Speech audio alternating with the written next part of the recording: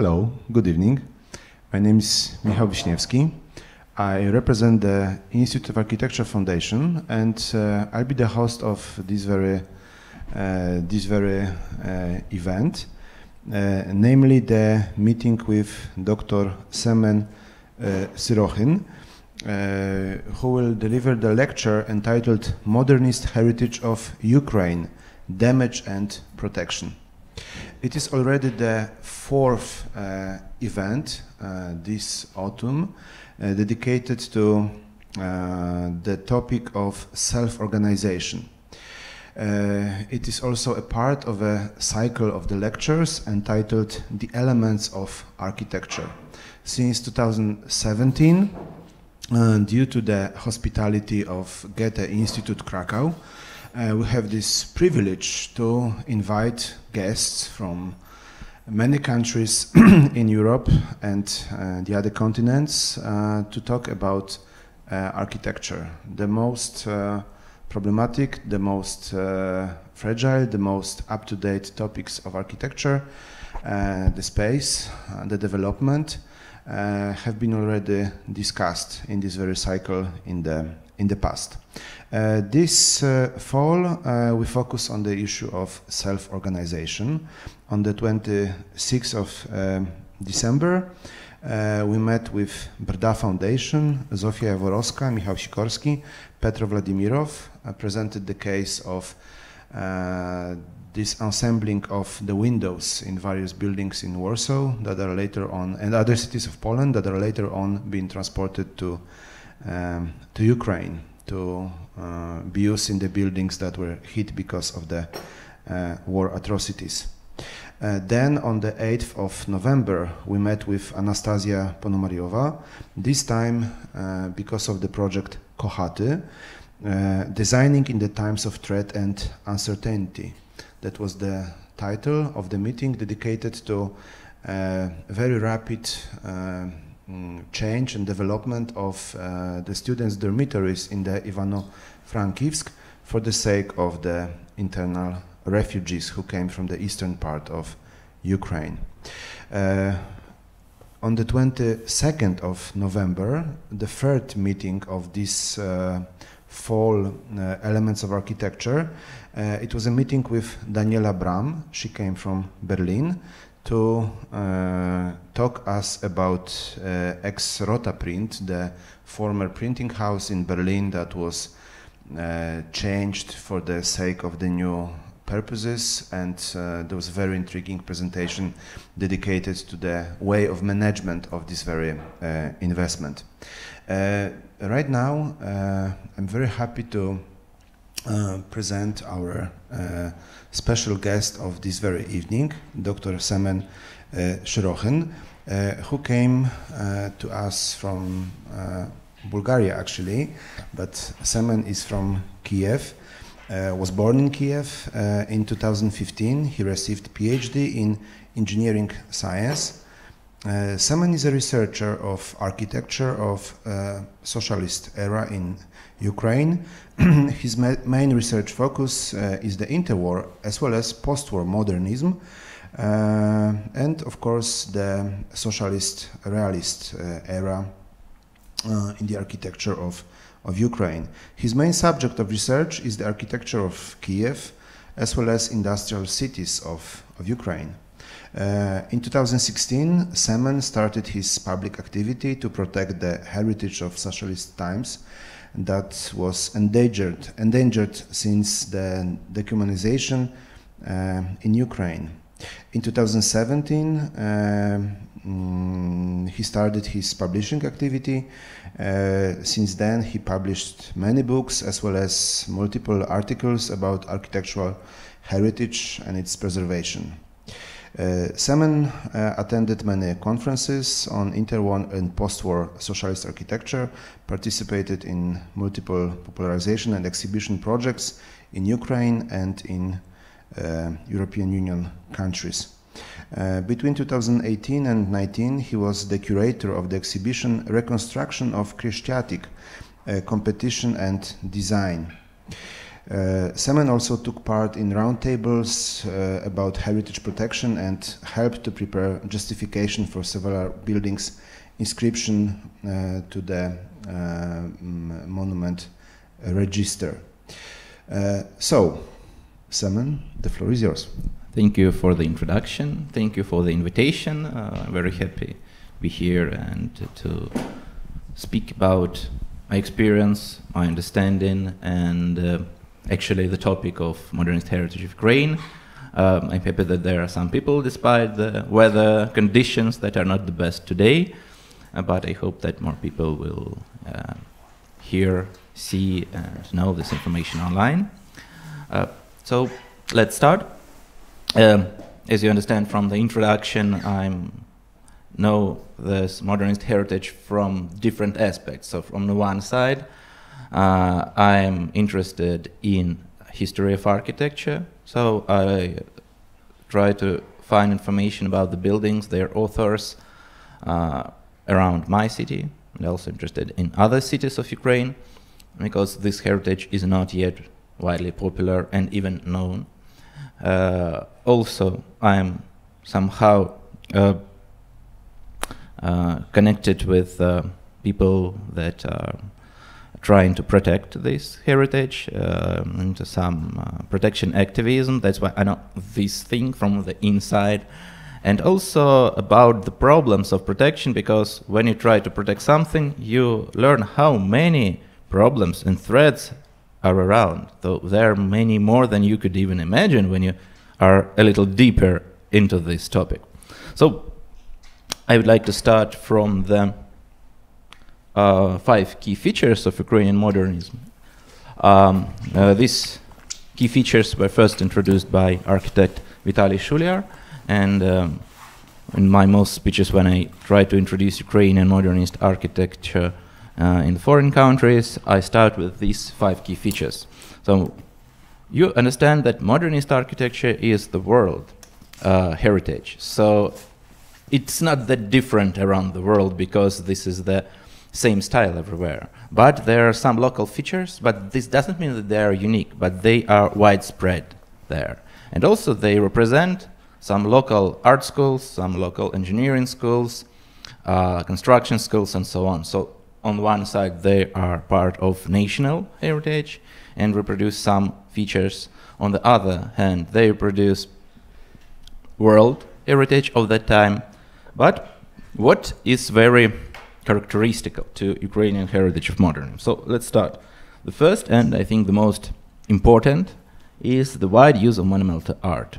So you can see a lot of those mosaics and ceramics and other types of monumental art that you can meet in the buildings, on their facades, in their interiors, and some design elements, and so on. So you can find them everywhere. And the brightness of colors represents Ukrainian art school. So of course you can see monumental art everywhere. So you can see similar mosaics in the whole world, from Mexico to China, and they're both in West and East. But at the same time, here you can see that in Ukraine very many buildings have this. So residential buildings in the mass housing districts, unique buildings, buildings that usually don't have them, but these serial buildings can have them if they have some special place on the square, for example. So they're very interesting, and I think this is the main and the most important feature, because the monumental art is something that is endangered even more than the heritage itself, because it's more fragile. And if we, for example, speak about stained glass, this type of monumental art is absolutely endangered, because it can be in cases of Kiev, for example, during the war, the stained glass can be destroyed if a kilometer away some missile hits something or just falls down. So this is very fragile, and that's why it's very important.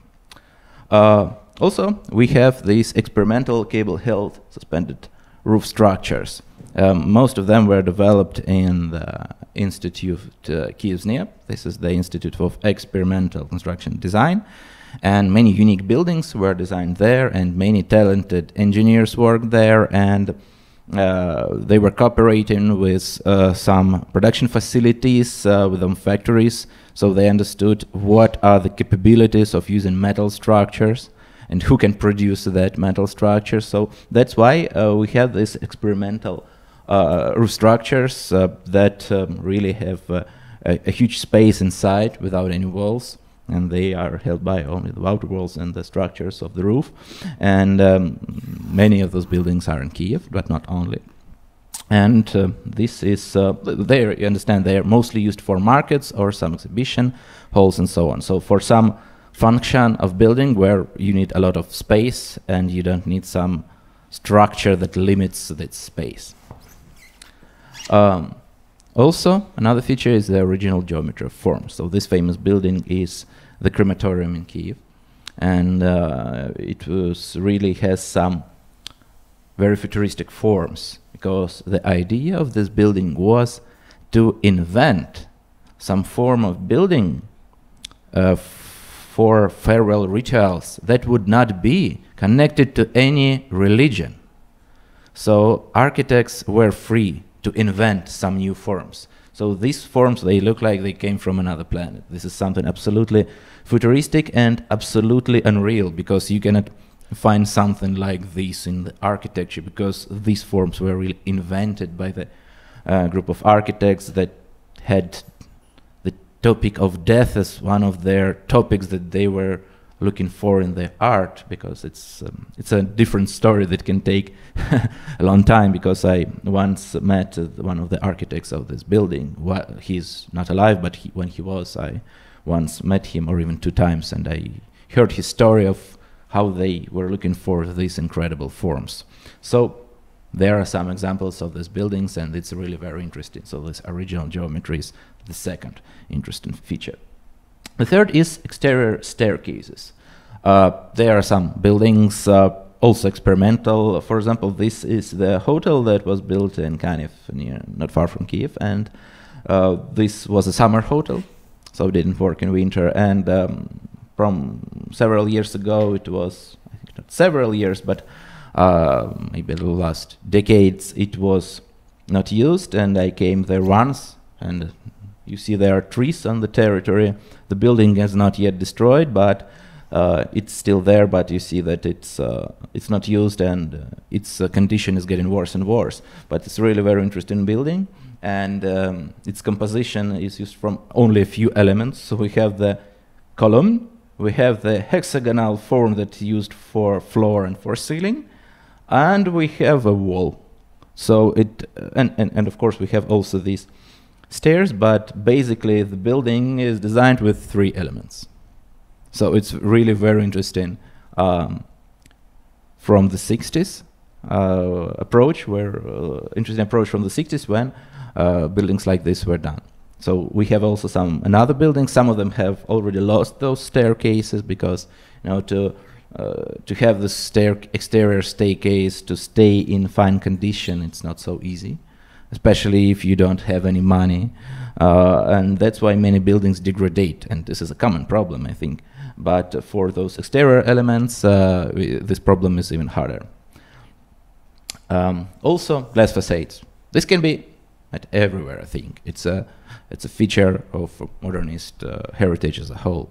But in Ukraine, you can see them for many buildings. For example, this is a Palace of Sports in Kiev that was built in 1960. So, some of best examples in Kiev, from the city where I'm from, and the city that is object of many of my books.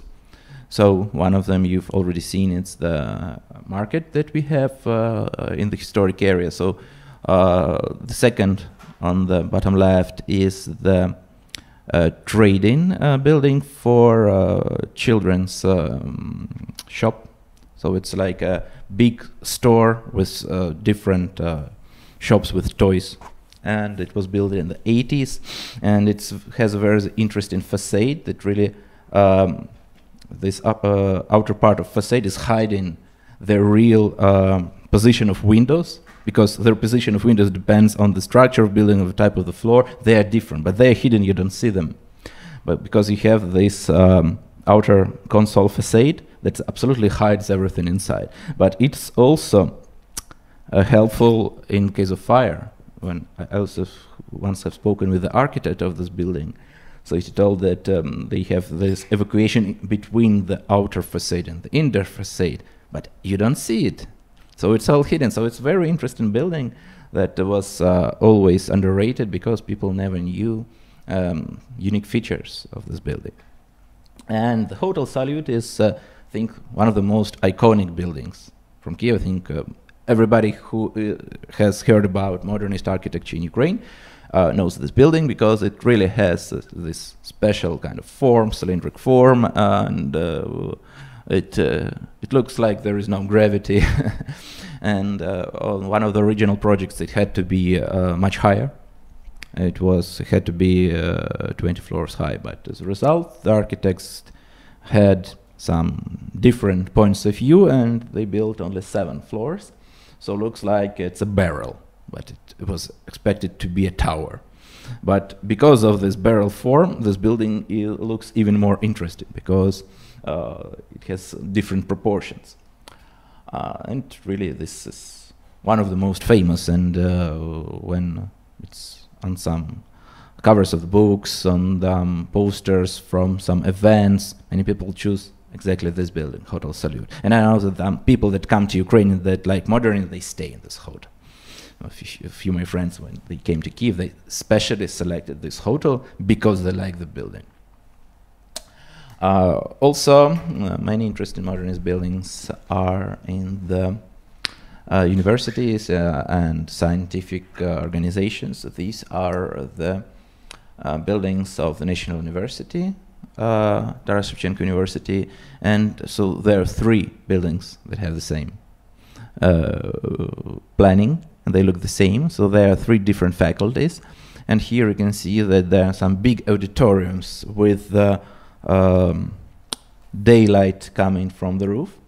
And the cabinets are located in those part where you can see the other structure. So lectures are being held in these auditoriums, and the smaller ones and the cabinets and so on are in this part. So it's very interesting, and these buildings were connected with each other, and it was expected that more and more buildings like this would appear, and it was an idea to create the whole town of dormitories connected with cantinas, with some educational buildings of the university, so students wouldn't have to go outside even. So, but as this block, they built only several buildings, and there is also one more faculty after this building. So it's one of the most iconic, but this picture is already old because it was taken almost 10 years ago. Since that, they insulated the walls. So this, you could see this white stone that is an element of the style that is used everywhere. It's that is really represents this style. Ukraine is widely used, especially in universities, and this travertine was insulated. So now it doesn't have that unique feature that was this building. Okay, some more. So first, you see the buildings of Kyiv Polytechnical University. Here you can see the same color of the wall, same travertine. And, oh, I think we have this one. And here we have another building that was built for party school, but now it's the Institute of Journalism and Foreign Affairs. And you see the same thing, and you can guess that these are the auditoriums that are somehow on consoles that stay outside the building. And on the first floor you have some space with extra windows here. So you can guess the inner structure of the building from its outer view. And this is also one of my favorite. This was a bus garage. This is a big bus garage for a lot of buses. And this building looks like a big tent with a diameter of 160 meters. And now it is used for keeping old buses that are unused, but they cannot just send them to some junkyard or to because they need to keep those buses on the balance of organizations. So that's why all those dead buses that are somehow a museum itself, because they keep the buses even from early 90s and so on, they are kept here. And the legend says that officially all those buses are used and they get money for fuel for them. But I don't know, but I can understand that anything can exist. So there were some talks about this building, because there was an idea to get rid of all these buses inside and to make some something there. So some people thought that it's a good place for events, for concerts. Other people said that it can be used as a market or some exhibition hall and so on. So there are many ways to use this building, better than to keep old and unused buses here. But unfortunately, because of some absence of interest of owners of this building, nothing is happening. And we're really afraid that someday some high-rise residential building can appear on its place, as it sometimes happens.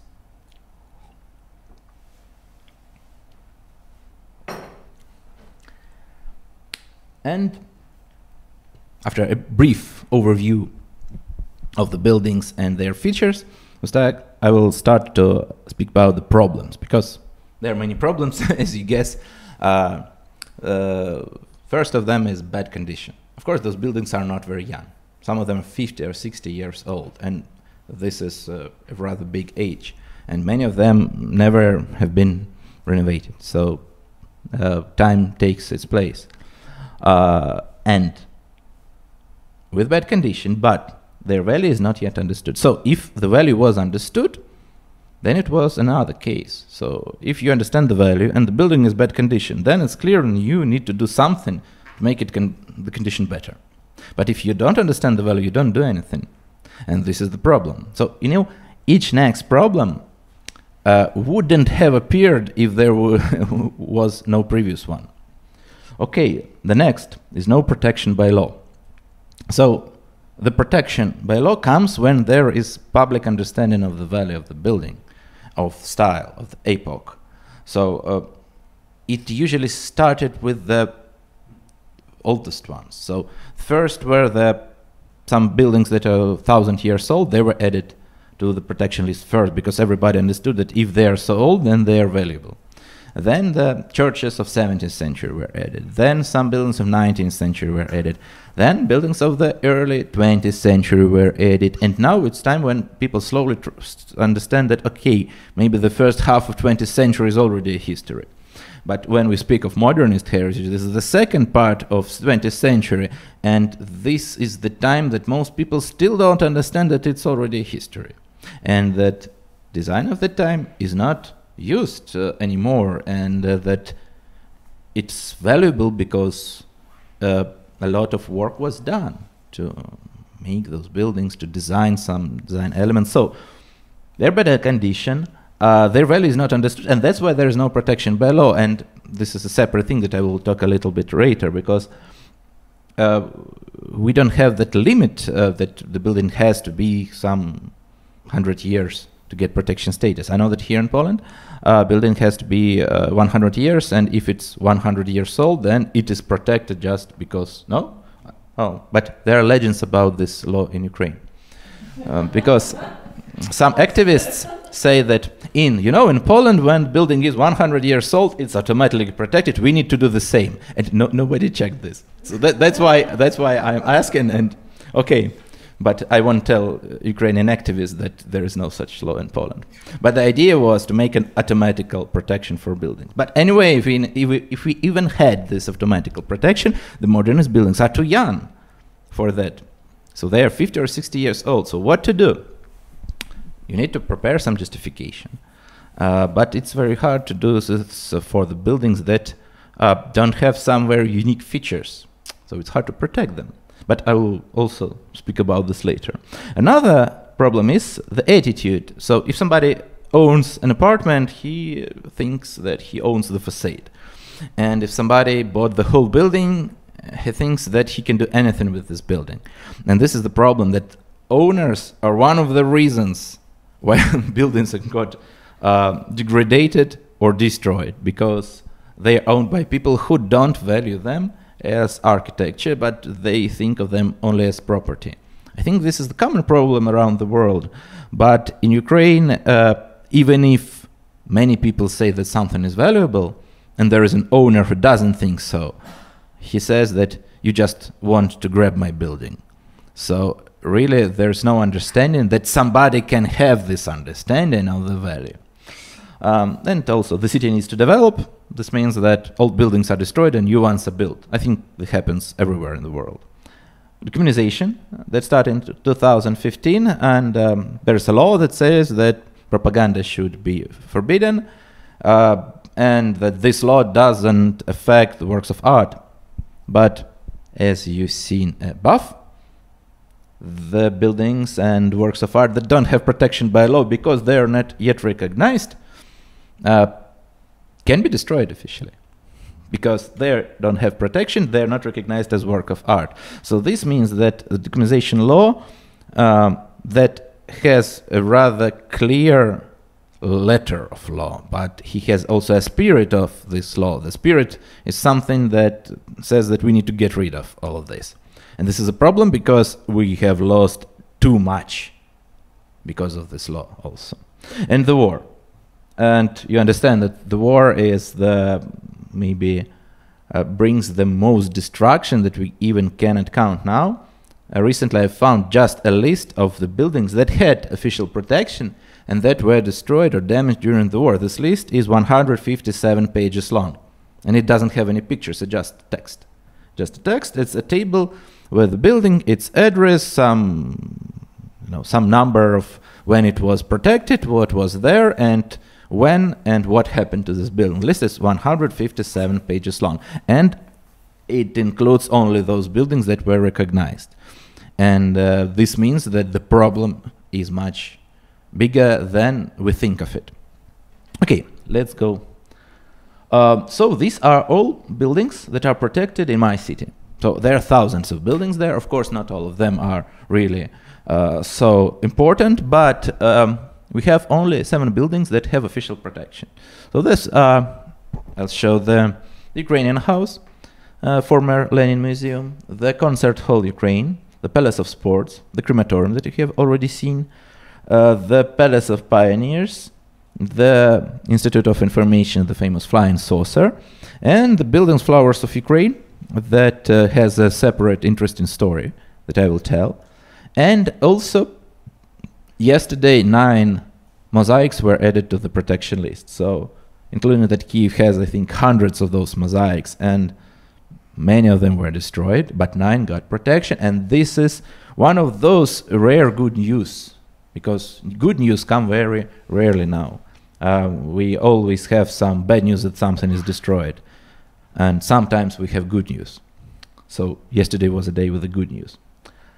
Okay, so one of the topics is destruction during renovation. This happens all the time, and I promise that once I will tell this history in Krakow, because in Kyiv we have Cinema Krakow, and it had a monumental art inside that is describing you, people of Krakow. So in 2019, there was some renovation, so they got some money to renovate the building, and they've broken this monumental work of art. And that moment, I said, you know that Krakow has a cinema called Kyiv, and they did not destroy some art that is related to it. I hope that you didn't. Okay. But I said that, you know, that it's not just a question of some design element, it's a political question. Krakow is a partner city of Kyiv, and you shouldn't do this. And they said, oh, You've never said a word to protect this. You never knew that this art existed. Nobody cares about this art. I say that, you know, if I meet people in Krakow, I will say that you did this. And that's why I need to say that they did this. So the problem is that when you try to speak that you shouldn't do this because it is valuable, there is a standard set of arguments against this. The first is, you never knew about it before it was destroyed. Another is that if you wanted to keep it, buy the building and keep it. Another is, this is a communist propaganda. And now there's one more, you are a Russian agent. So it's very hard to speak with some public officials that absolutely have no understanding of this, but they don't want to lose this face, and that's why they try to politically justify their actions. So because they don't want to say I was wrong, it's impossible for them. That's why we have this problem that during renovation many things are lost, and I had to show it here. Also, recently there was a stadium in Lviv covered with a big mosaic. It took 2 or 3 years to make it, and it took a few days to insulate it. So now the wall is insulated. And later, people, yes, it was behind. So now later they found out that it had official protection status. So, and they said, maybe you should remove this insulation. And they think, we need to think about it. Because there was a precedent before then in Lviv when one mosaic was destroyed together with the building. But then they said, okay, we'll do a new one. And they really did. But it's not original one, but it's made by pictures of the previous one. It really looks like it, but it's not the original one.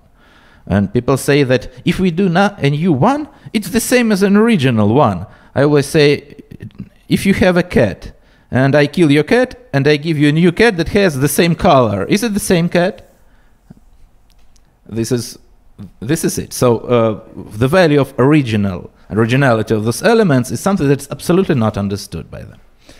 Okay, but that's not all. The fire depot in Kiev had this mosaic describing firemen.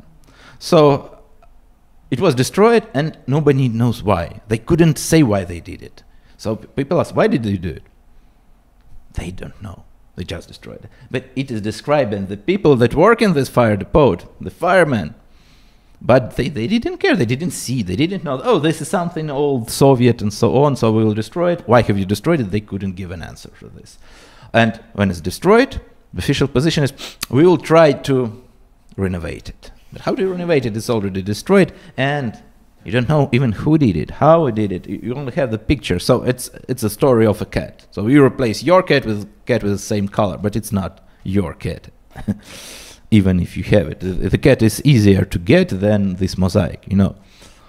A drugstore in Kolomia. The story that it had some original design from the 80s. It was interesting. But then they have some money and they decided we need to do renovation. And they just destroyed the original design.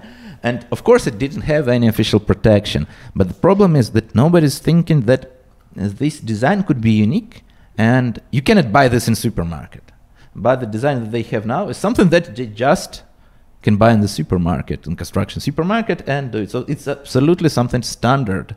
And something original and unique was replaced with something standard but from supermarket. And it's a big problem because no protection, no understanding of the value, and so on. So each of this problem is part of another problem. Okay, and this is a slide showing you that protected buildings are only 6% of the heritage. I'm not sure about the numbers, but I heard it from the people that say that most of the heritage is not protected. This is about heritage as a whole, not about the modernist one. But the problem is that it's very hard to add this building, any building, to this list because you need to do a lot of work. You need to do a justification.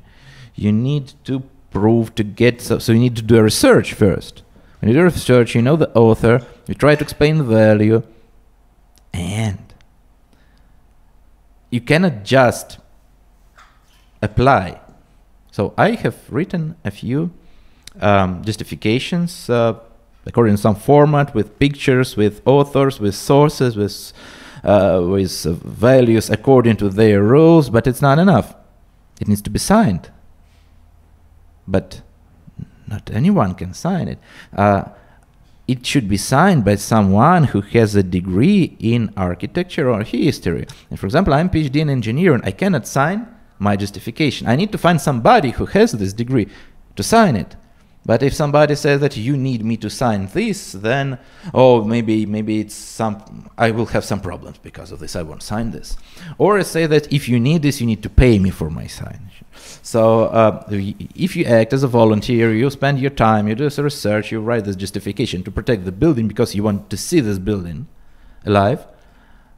And some people that can help you with this, but they don't want to help you with this because it's not their problem. They're afraid that they will have problems because they signed something that they don't trust. It is a problem. People don't trust each other, and people want money for something that they think that if you try to protect this building, then maybe it means that you get money from it. But in fact, you spend your time as a volunteer because you want to protect something that's valuable for you. But it's the different ways of thinking. People are very different, and that's why it's so hard.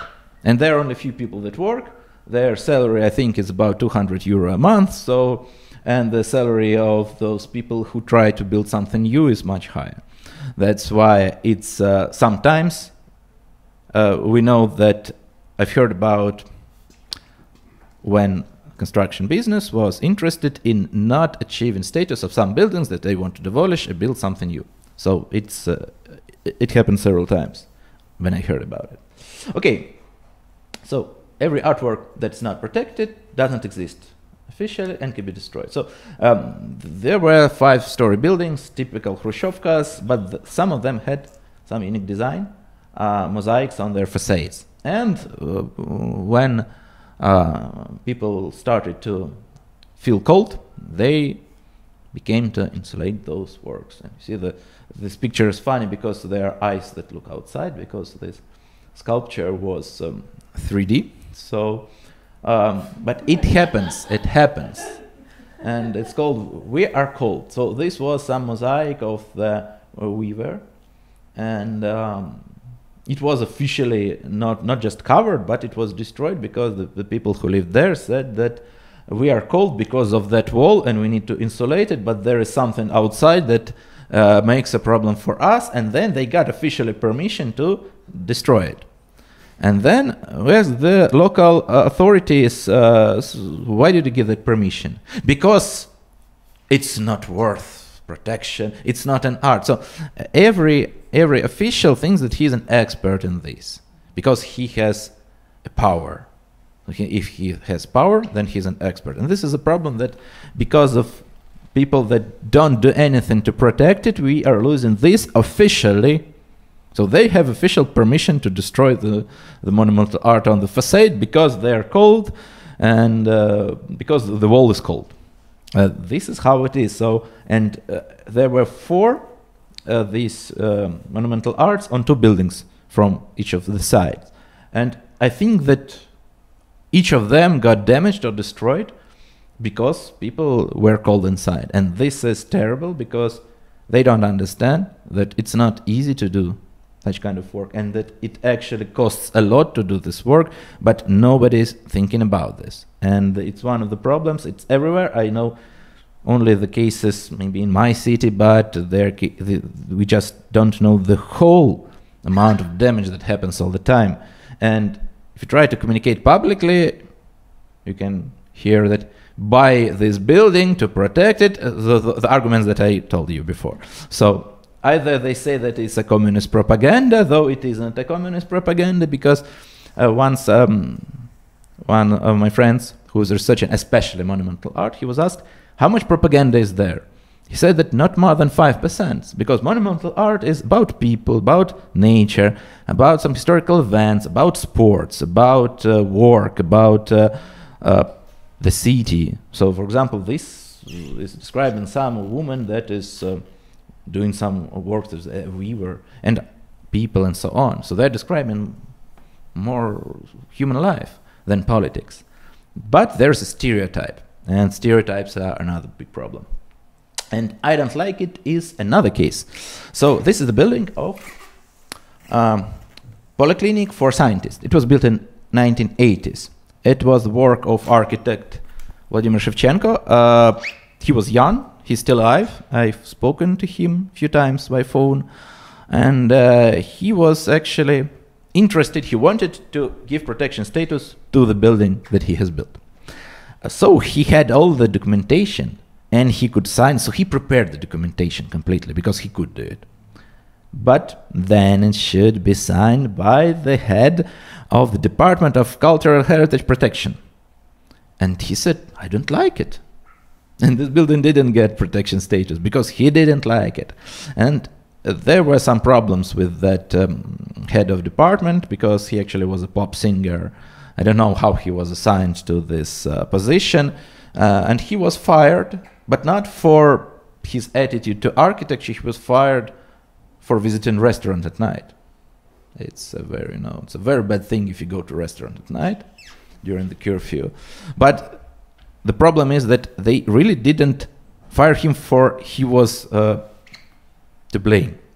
He fired him for visiting a restaurant at night. But the problem is that guy really didn't take care about some buildings because he doesn't like them. And if there is justification, documents, application, so on, he doesn't like it and it doesn't get the status. So this is another problem that we have adding to all the previous ones. Okay, the next one. It's a case that I got buy to demolish. Our ex-president Poroshenko bought a palace of culture of one of the factories to demolish it. And he promised that I will build a concert hall of world level and every star will come to your it's not in the city center, it's some mass housing district. So as you compare maybe here you also have those mass housing districts with 5-story buildings. So inside of that there was a palace of culture of the factory. So the idea is I buy it and then I destroy, I build something new, and it's my present fate. It was before the election. So I started the public communication about maybe you should try to keep the building because you see it's valuable. It was done by a famous architect that was the main architect of Kiev. It's his work. And the building is covered with Armenian stone. I don't know the name of the stone, the red stone that is traditional for Armenia, that is not used in Ukraine widely. And there are only 2 buildings in Kiev covered with this stone. This is one of them. So maybe you should upgrade it technically, but keep the design, because the design is valuable because of this unique stone. But the problem is when a politician is trying to do this, then everything is political. And when you want to protect the building, then you must be communist. This is traditional, and he also has a lot of fans that hate everyone who doesn't like what he does. So people think that there is no other reason of keeping this building, but if you want to have communism back. So the building was not destroyed, because I expected that he's too greedy to give money for some construction, and there was a talk, what are you going to see? Instead, maybe if you want to spend some money on a new concert hall, maybe you can build a new building, but not destroying the existing one. Maybe we can build just a new building on some free space, and it will be great for everyone. And they said, oh, we can ask some famous architectural bureau, and they were talking with Snoheta bureau. But this bureau sometimes works with buildings in modernist style.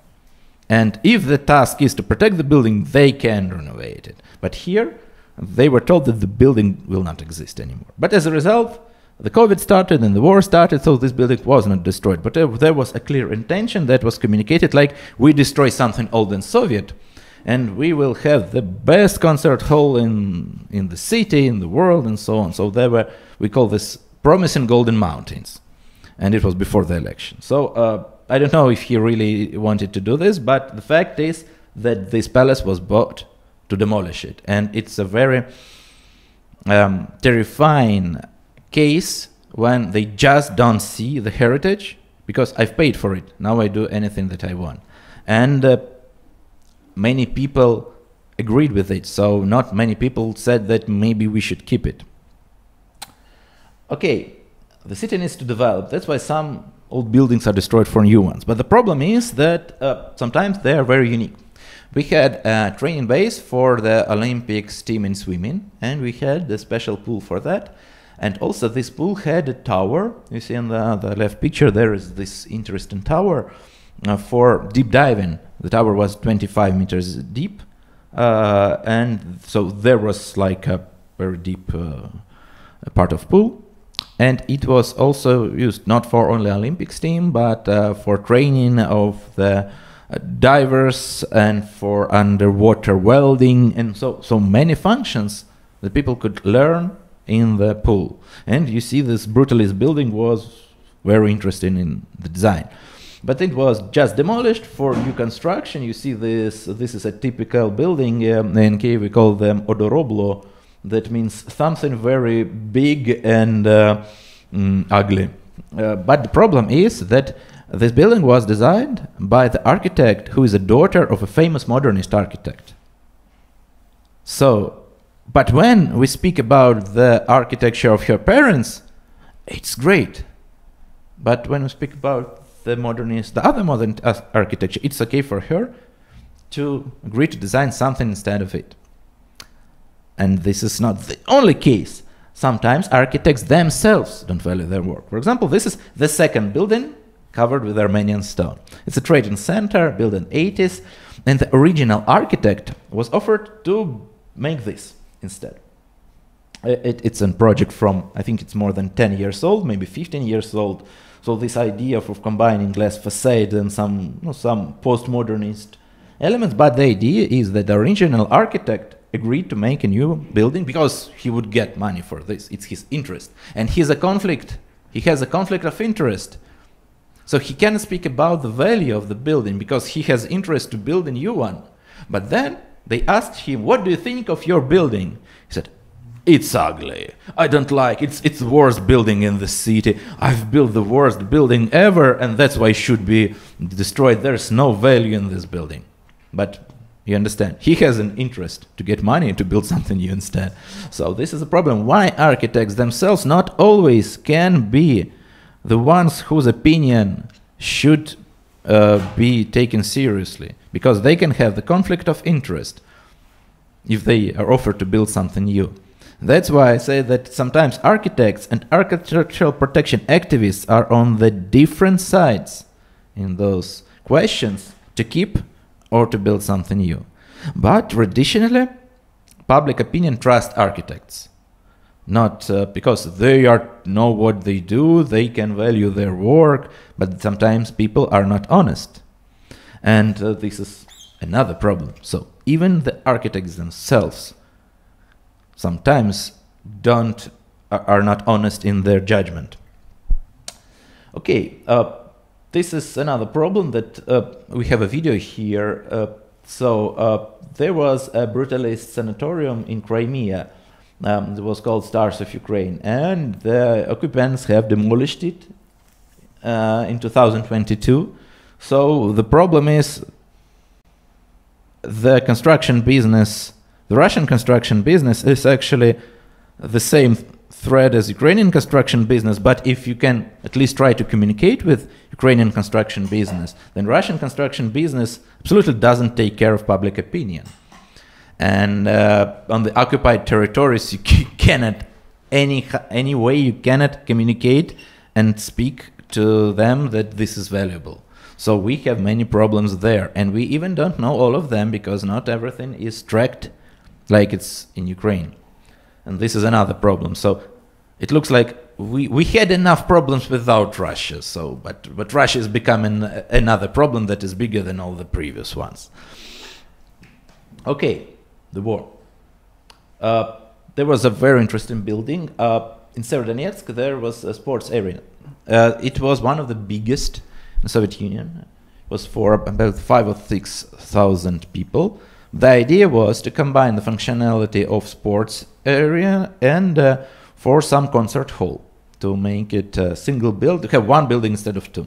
So the idea was that they wanted to build some congress hall and sports hall, but they couldn't get money for both. They could get money for only one. That's why they said that we will make one building instead of two, and they get their financing. So it's even not a big city. It's a city that has that had a few 100,000 people, but it's even not a regional center. It's smaller, but they built the biggest the biggest sports area in Ukraine, and it was one of the biggest in Soviet Union. There were, I think, 6 or 7 buildings like that, and during the war it was destroyed. So it was very unique from the engineering point of view. But not only engineering, it had, you see also works of art there on the facades, here and in the corner. So now everything is lost. And I understand that nobody will speak about rebuilding it because there's too much damage there and in the city itself. So when you lose one building from 100, you can speak that, okay, we can try to rebuild this, but if you lose 80 buildings from the 100, it's, you know that it's impossible to rebuild everything. So too much is lost. Okay, another video is how fast is it lost. So this was a Palace of Culture in the city of Lozova. It was destroyed by Russian missile. I don't know why they decided to destroy the Palace of Culture. Maybe they had some information that some military people are there inside. But the question is that this building was in very good condition. It was just destroyed at once. And nobody's speaking about rebuilding this because too much has been destroyed and it didn't have a protection status also. So when something that is damaged has a protection status, you can say that it's valuable, and okay, it's valuable, they will agree that it's valuable, and possibly we can speak about rebuilding it in the way that it was originally. But if it doesn't, then the most probable, I don't know if how many years should we wait for the ability to have money to build something new or to rebuild this one. So it will stand as a ruin for many years, and I understand that this is the most probable future of this building, and it's a pity because this heritage dies without fame that it's worth for. I haven't visited this building, and many of industrial cities that are being destroyed now, they are worth of being visited, but the heritage that is there is lost. Okay, but some territories that either were liberated or that are not far from the front, they are also damaged. So in Kherson we had a concert hall. There were 2 concert halls like this in Kharkiv and in Kherson, and this one was, you see, damaged. So it's one of the iconic buildings of the city, and it stands on the square near the fortress. So there is a very old fortress and a modern building, and they're ensembled together. So this building was damaged. I remember I saw it a few years ago. It was very nice because it was because this design is really very interesting and really represent the style, but now it is damaged, and I'm not sure if it has protection status. Probably it hasn't. Then the question of rebuilding this building is much harder. And just maybe a few weeks ago there was a library in Kherson, and you see the design of the building, of the floor, the walls, of the floor, of everything. So it was a very iconic design, I think 1980s, and it was destroyed. You see, the building itself, I think, can be rebuilt, but the design inside is destroyed, and most of the books are burned, and the library has a lot of books inside. So I think the building can be rebuilt someday, but it is a lot of original elements are destroyed, and this happens all the time, and we just don't have all the information about them. And also on the occupied territory. So in Mariupol there was a railway station that described the workers of the factories, because Mariupol was one of the most famous for its metal factories, and that's why the workers of metal factories are usually shown on the monumental art of the city, so people describe themselves. So this was a mosaic in the railway station. It was nice, but you see the condition that was when Russians took the city. But that's not the end. They had several options. One of them actually was to fix the building, to fix the mosaic. They say that we take care of you, but they want not to just take care, they want to get money, because Russian government gives money to their construction business for renovation of Mariupol. And that's why they disassembled the building completely, and they promised to build the same. The building, they found, I think, the original documents and the original project, and they want to build the building from the start with the same, absolutely the same view. But I don't think that they will rebuild the mosaics, because they are interested in spending less and earning more.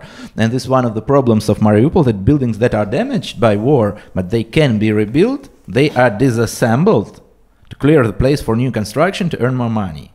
And that's why the problem is that Russian construction business doesn't care about the heritage, but it also, they don't have this problem of public opinion that construction business has in Ukraine, that in Ukraine they at least have to deal with public opinion. In Russia they don't. So those Russian construction business that is acting on the occupied territories of Ukraine, they absolutely don't value any heritage, because it's just a place where they earn their money from their state. And this is a problem, that the railway station was disassembled, though I think that probably, honestly, it could be rebuilt.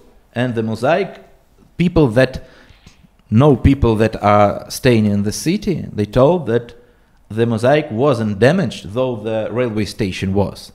But as the building was disassembled, then we understand that there is no mosaic there anymore. And this is just one of the examples.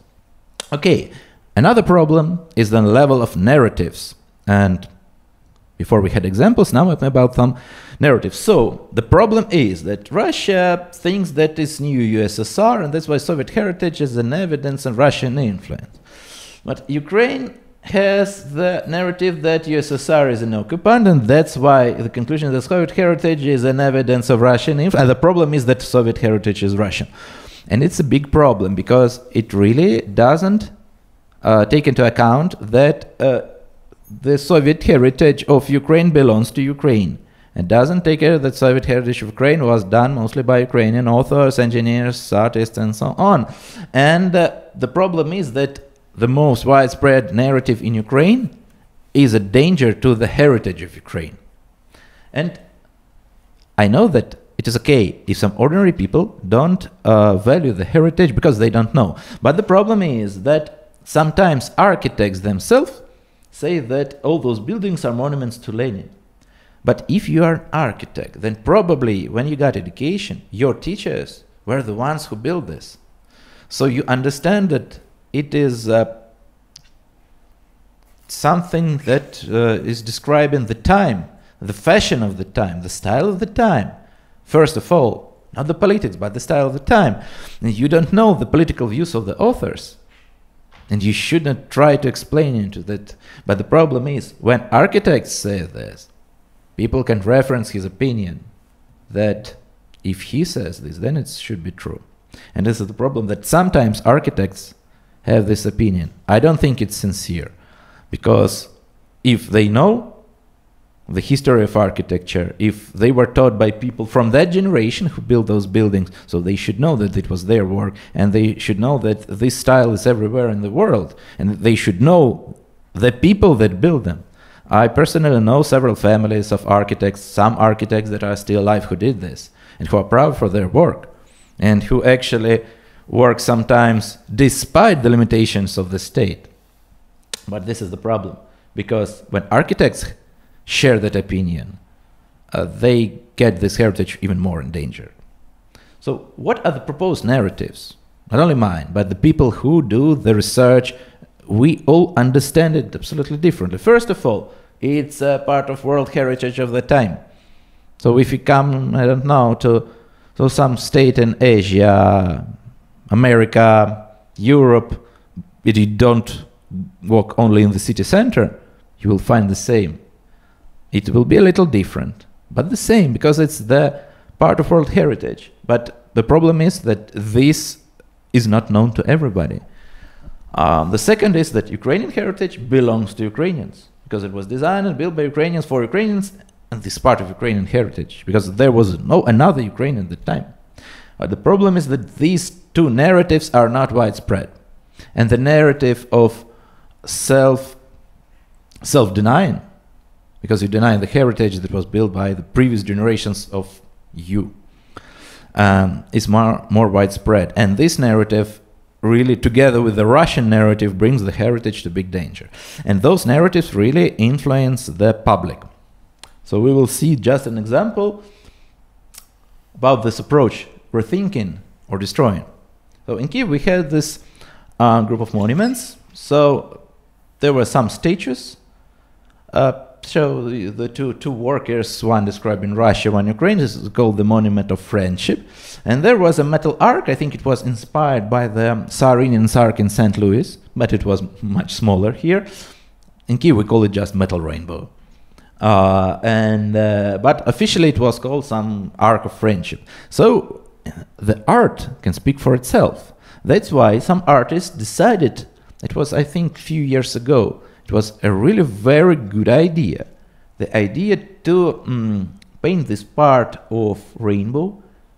So this is the arc of broken friendship. So the art can work as a symbol. And they found the way how to change the symbolic meaning of this structure without damaging the structure. So the idea was rethinking it. So when you come there, you see that something's wrong.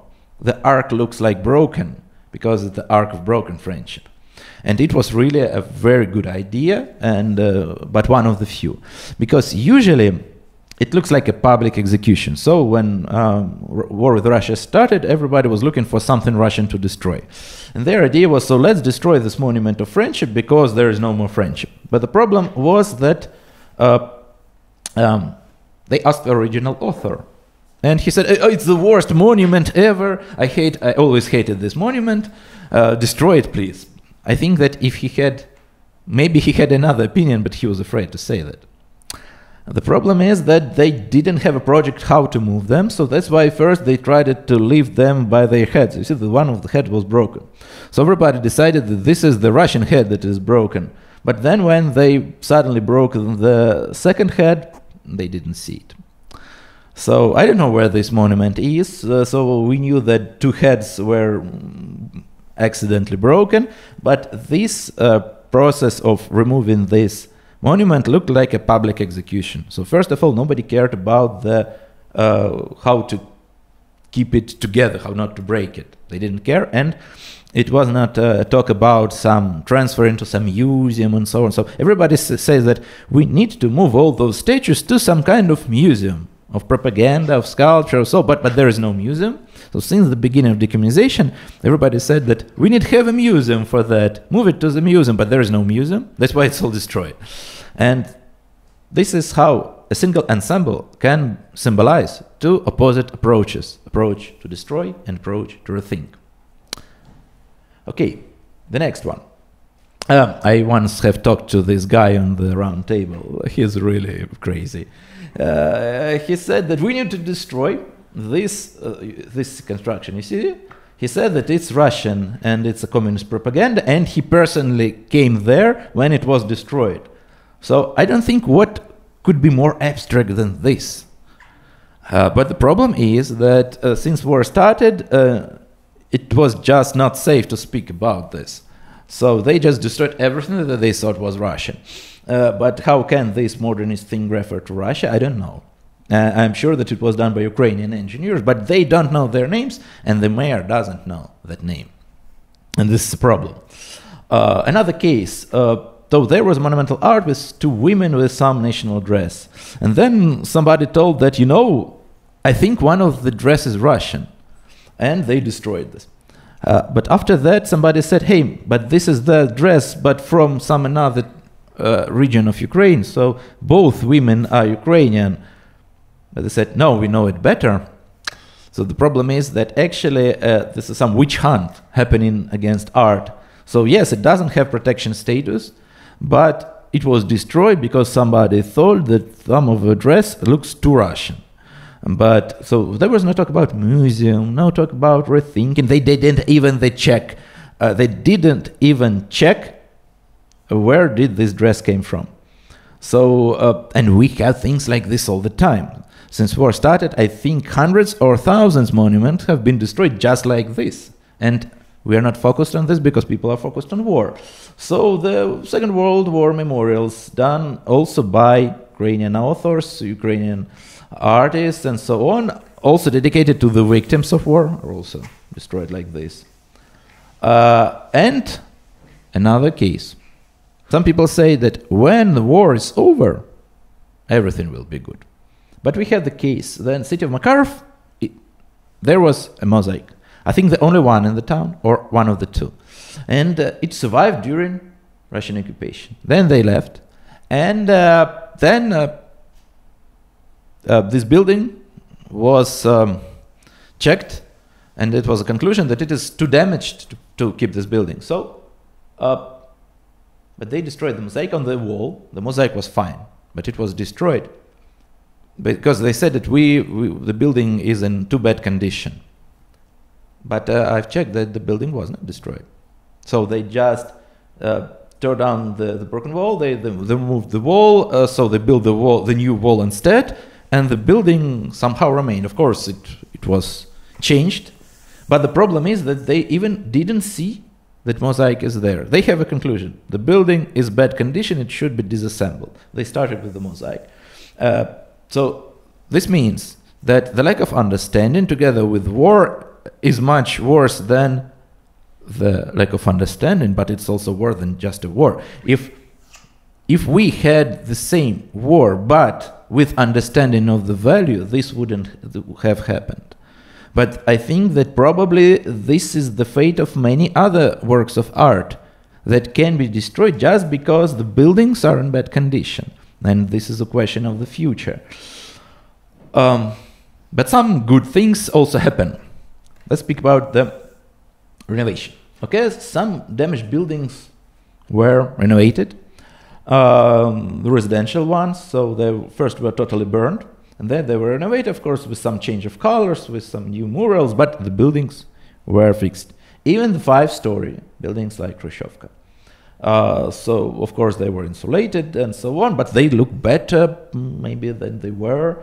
They look at least newer, and they kept the original structure. But this usually happens to the buildings that are residential, that are not valuable, but government says that it's cheaper to renovate this building than to build a new one. If it is that way, these buildings are renovated. So sometimes they can do it when they want. And about protection activism, because I know this from the inside, I can speak about what happens, what usually people do when they want to protect anything. First, they want to popularize the heritage. Public education. So when you speak, you say this is valuable. Some people volunteer for restoration and protection. It's very, very important because to speak is one thing, to do is more. Some people prepare documents for protection. So I did this for several buildings. And it's also direct actions from preventing demolition by force. We have one successful case of this. So let's start with popularization. Recently, I think a few weeks ago, a nice documentary went out. It was about the famous building of a flying saucer, built by Florian Yuriev, an interesting architect, designer, musician, and philosopher. He was an interesting man. He died a few years ago. He was more than 90 years old. And he built this in 1960s, and this building became one of the symbols of Ukrainian modernism. And now we have the documentary about this building. But also books, walks, tours, lectures. So actually, behind documentaries, all the forces, all 4 other types of activities are the ones that I tried to do. So I published many books. I did tours, lectures, and so on this. And I know that many people tell that I was the first one who showed them the beauty of this architecture because they didn't see it before. And but the number of those people is too little to change the trends. A good story of protecting the stained glass of funicular, because we have a funicular station. It has beautiful stained glass. As I've told, stained glass is very fragile. And on 17th of October, the missile fell, I think, less than a kilometer away from here. And these stained glass were kept. But if they didn't have this protection, they could possibly be destroyed. And this was done by volunteers. State didn't help. City officials didn't think of that. Looked like the city officials were paralyzed absolutely.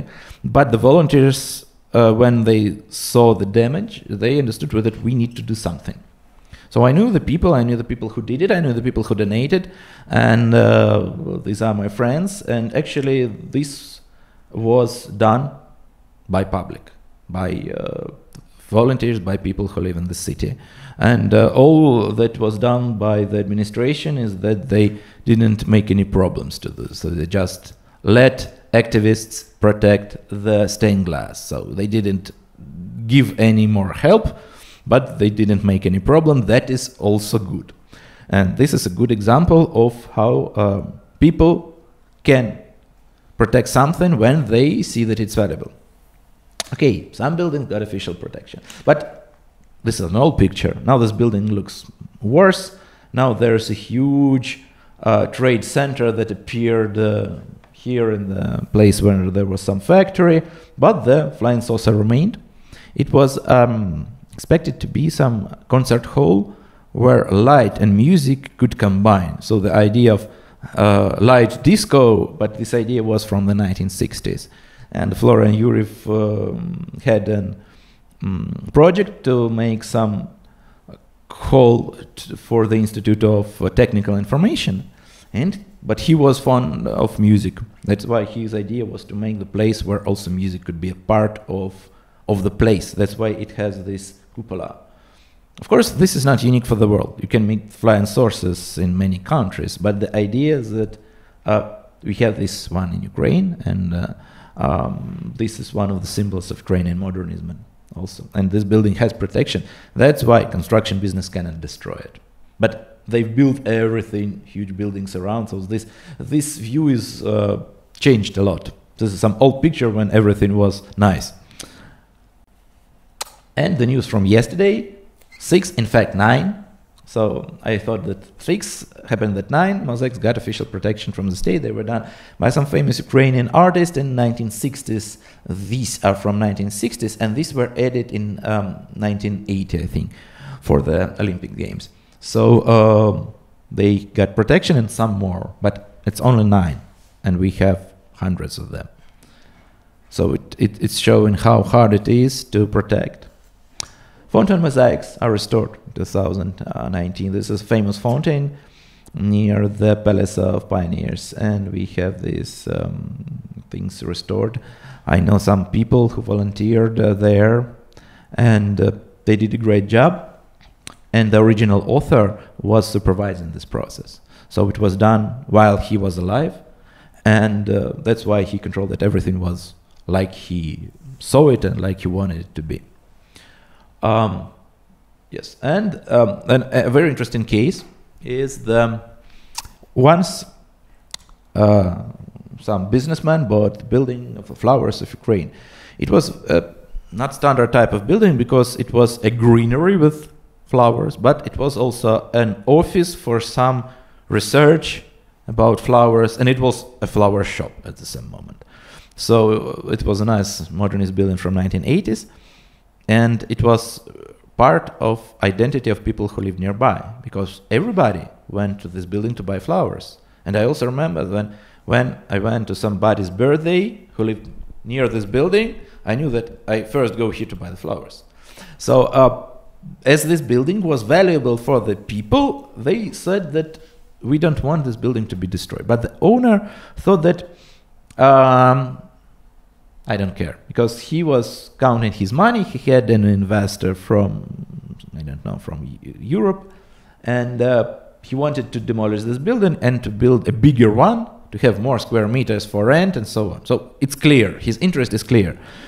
But then he promised not to demolish the building. He promised not to do anything without communication with people, but then they decided to demolish it just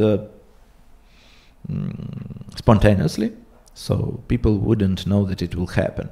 But people knew, because some people had cameras that were watching 24/7, and people didn't want this to happen. That's why when they started the demolition, instantly hundreds of people came from all over the city and they rushed into the construction spot. They came into the building and stopped the demolition. This is a unique thing because mostly people are afraid to use force, but here they were not. And then everybody came. I also was in this building at that moment. And after that, few processes have started. The building got official protection. It was under arrest, so the owner was not allowed to do any works there. But they couldn't get this building from his ownership. That's why it stands as a half ruin for 2 years. But it's not destroyed. But this is a very important case, how public activism can protect the building in a direct way. Okay, also there were some public events about the protection, though there was a march for Kiev. It happened on 2nd of October 2021, and here I got the picture of the poster that's Modernist architecture is our heritage, and there's a picture of the building of Flowers of Ukraine. I don't know this guy, but he had a good poster. And there were really many thousands of people that came with their demands that we want a good city, we want a healthy city, we want a green city, we want a city with architectural heritage. A lot of bicyclists came to, we want a city with bicycle lanes, and people who are eco-activists said we want a city with parks. And architectural heritage protection activists said that we want city with all the buildings preserved. So thousands of people came to this march. But as you see, many activities that were started here didn't take place because of the war and because we start when we think about everything good, but then it happens that people have different opinion in the same questions. Okay, also one case, when bus station mosaics were restored. So there was a bus station in Kyiv. It's the building is ugly from the outside, but in the inside, it had really very interesting mosaics. They were done by famous artists, and when a new owner wanted to make some change of the building, there was a talk. The author was still alive, and there was a talk. Then maybe, okay, we agree not to destroy the mosaics if there is someone who will restore them. So the owner didn't give money for that, but he agreed, and some people volunteered. There were some donators. There were some donators that were anonymous, and there were volunteers that work on this renovation. So the owner didn't spend money on that, but he agreed that he's ready to keep it. So that's why it was kept. And it was really very nice, and some broken elements were removed. So original author, while he was still alive, he could help with some ideas. And I know that some public protection activists, they volunteered here to do some work, some small work for this protection. And you see the building looks new, but the mosaics also look new, but they are original. Some parts were removed, some parts were fixed, but it's now looking very good. And this is a good example how sometimes owners and activists can speak and have a result that is a compromise.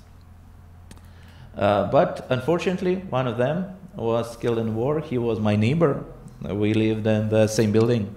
Once I didn't know him before, but once he bought my book and I asked him where to send the book, he gave me my address. And it happened that we are in the same building. And he was a very nice guy. He was volunteering for renovation with these works, and he also was a popularizer. He had a super strength to come to some shop that has hidden the mosaic, and he said that this mosaic is very great. If you open it to the public, everybody will be happy, and they do it. Because previously, this mosaic was closed for 20 years, and nobody could tell them. Everybody who tried, they didn't listen. But when this guy came, he could change their opinion. So he was super talented. He was really very enthusiastic, but he was killed in 2022, and there's a tragedy that we are losing people that could change the future way of protecting the heritage because they're very high enthusiasm. So sometimes the problem is that we have specific people, not so many, that can do a change. We have other case. So one of the people who is very active popularizer, Dmitry Solovyov, he is Ukrainian modernism page on Instagram. I recommend you to follow it because the best examples are there, but now unfortunately this page mostly is a necrologue. So it's showing the lost heritage, but also you can see that there are many interesting things. So he was the one, when the war started, he was the one who was not afraid to say a word against demolition of some mosaics, heritage monuments, so on. And he was degraded like a Russian agent, and he was publicly hated. And not the only one example, there are many people like this. Another problem is when you try to be against the owner. So Taras Grisuk, I also know him. He was one of the people who were against demolition of flowers of Ukraine. And the owner of the building decided that he is spoiling his reputation. And that's why there is a lawsuit against him for spoiling the business reputation of the owner. And the problem is that they really tried to reach everyone who was there, because the state investigation agency once asked me to come for questioning. They say, why were you in this building? Maybe, do you understand that you violated his rights on private property? You went into somebody's private property. So actually they were trying to scare the activists and people who were there. But actually they knew that there were hundreds of people, but they tried to find the most active ones. So Taras is under prosecution, I was on questioning, and some other people were called for questioning too. So this is the thing that owners don't understand, that you act because you want this building to be kept. He is thinking that you don't want him to destroy the building because you work for somebody who wants to own this building instead. So he doesn't understand that it's not a question of business. It's not a question of possession. It's not a question of ownership. It's a question of the building that is part of public space, and we want this public space to be the way it was. So this is another problem, that owners are also sometimes the part of the problem, not the part of solution. Oh, now the conclusions. So first is that modernist heritage in Ukraine is constantly being lost. And we don't know how much is lost and how much is left. As I said, the list of destroyed monuments is 157 pages long. But at the same time, these are only the ones that were recognized. And if you speak about those that were not recognized, then this list should be much longer. And this list doesn't exist yet. And I'm not sure that it will ever exist. The problem is that value is not understood by people and officials, that vandalism is not punished when it happens. But we have protection activism, that people who try their best, but the problem is that demolition is faster than protection, because it takes a lot of time to do some research, to prepare the justification, to apply, to get this application approved, but it's much faster and easier to destroy. So I think that's all. So this was the story of Ukrainian modernist heritage. I think there was a lot of information.